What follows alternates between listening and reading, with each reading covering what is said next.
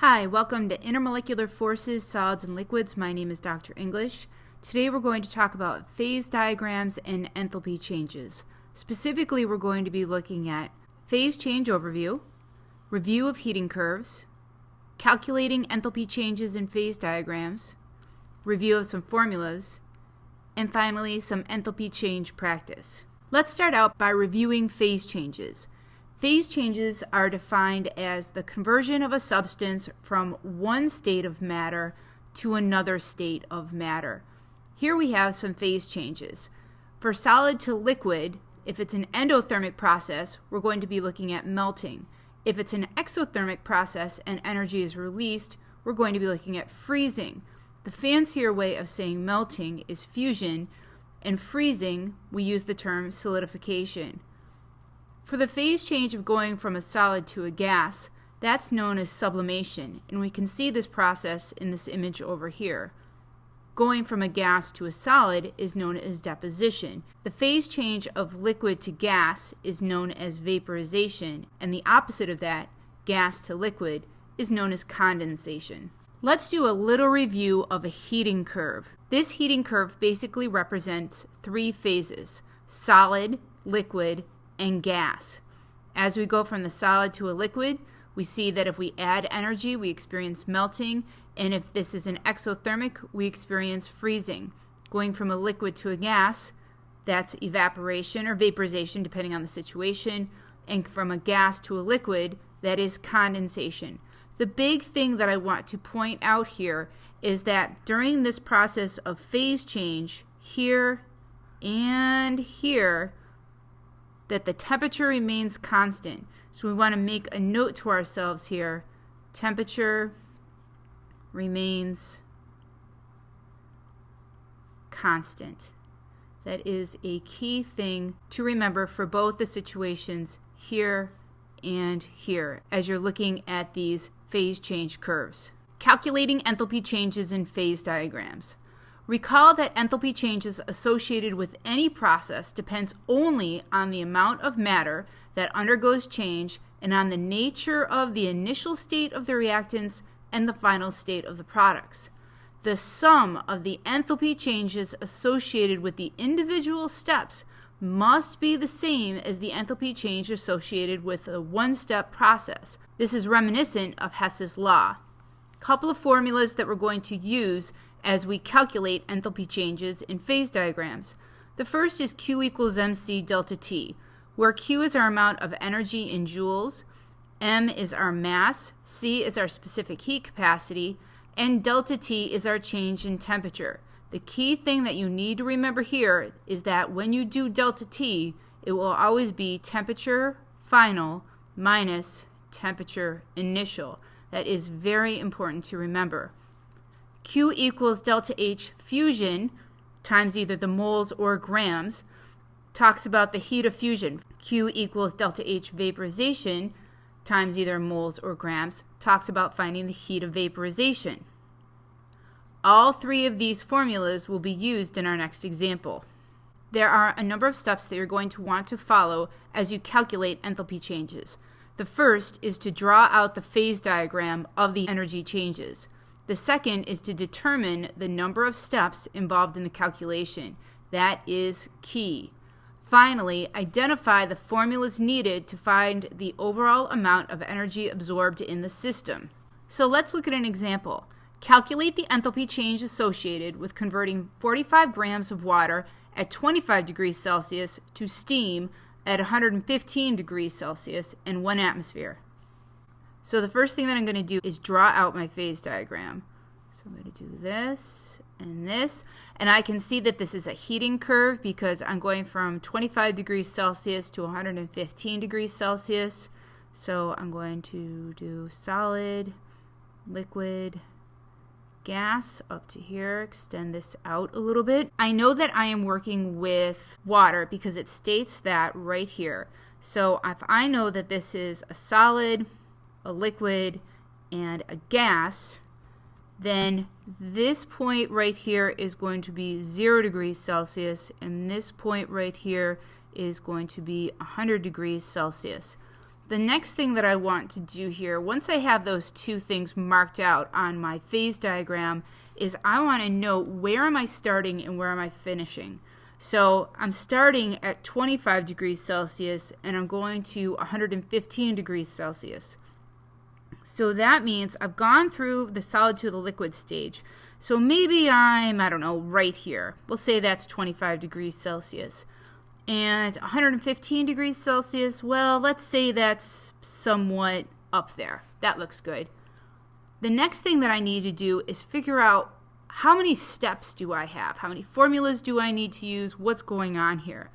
So the first thing that I need to do is get from this 25 degrees Celsius up to the point of phase change. So from there to there, this point right here, this is going to be step 1. My next step is to actually go through phase change. So that is this section right here. That's going to be step 2. The last thing that I need to do is, after I get through phase change, is get up to 115 degrees Celsius. So that's going to be step 3. So I have my phase diagram. I know where I started, I know where I want to get to, and I've mapped out the number of steps that I need to do. The next thing I need to do is just figure out what formulas I'm going to use.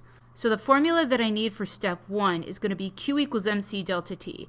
So let's say step 1, and that's going to be Q equals MC delta T. And I know it's going to be that because I'm experiencing a change in temperature because I'm on a diagonal. So Q is equal to the mass, and the mass is 45 degrees Celsius. I know that the specific heat of water as a liquid is going to be 4.18 joules per gram degrees Celsius. And my change in temperature here is going to be from 25 degrees Celsius to 100 degrees Celsius because I can only go as far as the point where I hit the next phase change. So this delta T right here, my temperature final is going to be 100 degrees minus where I'm starting, which is 25 degrees Celsius. So 100 minus 25, that's going to be a delta T of 75. So if I multiply those three numbers together, my Q will be 14,107.5 joules. At this point, I ultimately know that I need to convert this joules into kilojoules, so I'm going to do that right now. So if I convert this into kilojoules, that's going to be 14.1075 kilojoules. So now I've done step 1.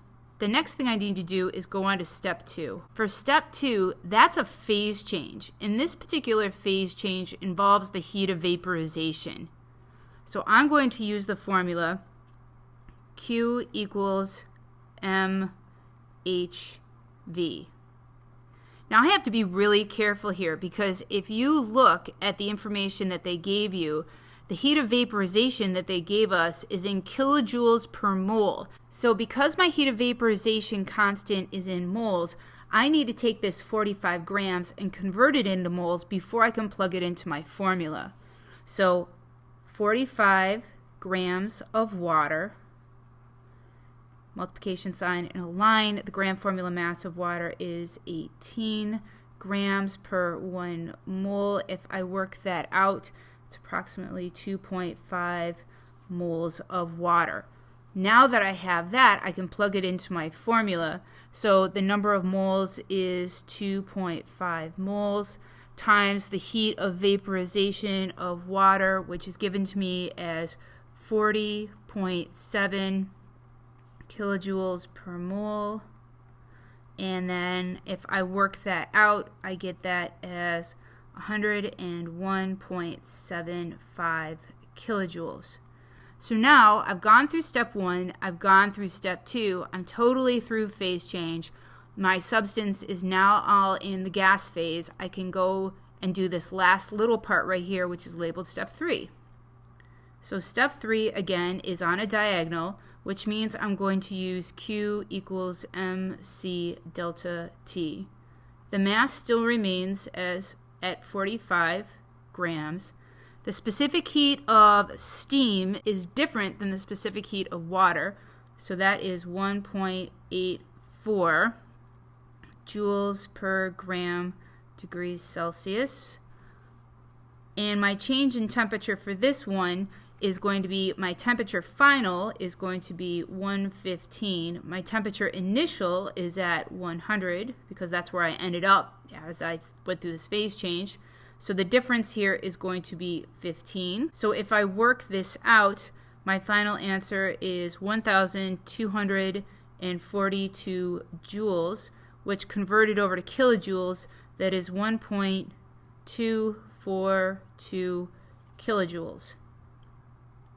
My last step is to go through and add up all the energy values for each step. So for step 1, I ended up with 14.1075 kilojoules. For step 2, I ended up with 101.75 kilojoules. And for step 3, I ended up with 1.242 kilojoules. So my final step here, step 4, is to add all those up. So 14.1075 plus 101.75 plus 1.242, and if I add all those up together, my answer is going to be 117.1 kilojoules as my final answer. So this is an example of how you would calculate the enthalpy change in a phase diagram. So what did you learn in this tutorial? We went over a phase change overview. We did a little review of heating curves. We talked about calculating enthalpy changes in phase diagrams. We did a review of the formulas that were going to be involved. And finally, we did an enthalpy change practice at the end. Need more help? Feel free to contact me. Have a great day.